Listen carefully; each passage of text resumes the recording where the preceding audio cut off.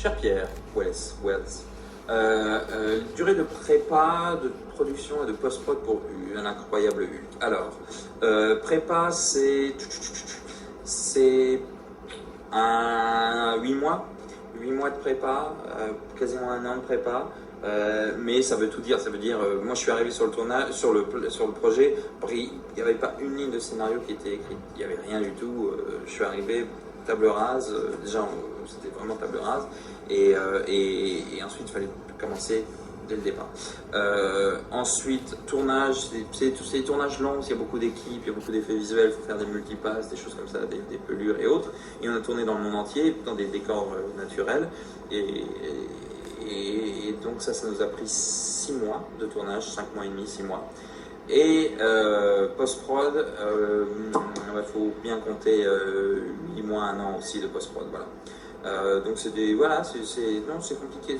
En tout, oui c'est ça, 8, c'est 2 ans de ma vie.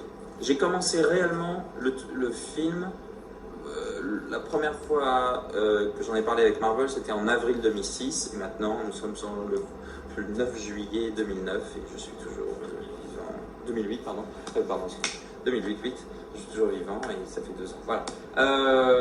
Et quelle est la méthodologie personnelle pour les rédactions de mes scénarios? J'écris pas tellement de scénarios, moi j'écris plutôt des histoires et ensuite je sais pas faire moi, écrire des scénarios et des gens qui sont très bons.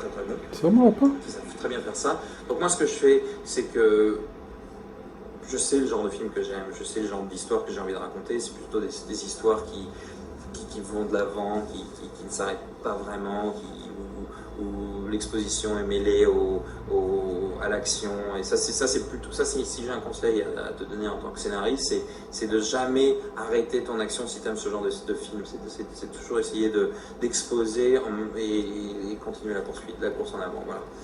Et puis ensuite, je donne mes notes scribouillitées à un scénariste et je lui dis vas-y, rends-moi intelligent. Et puis mes références cinématographiques classiques, il y en a tellement.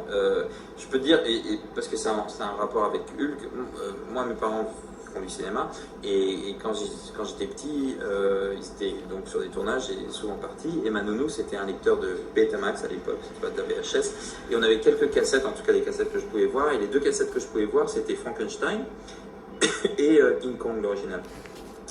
Et je les ai vus des centaines de fois ces 2 films, donc tu vois un peu la référence.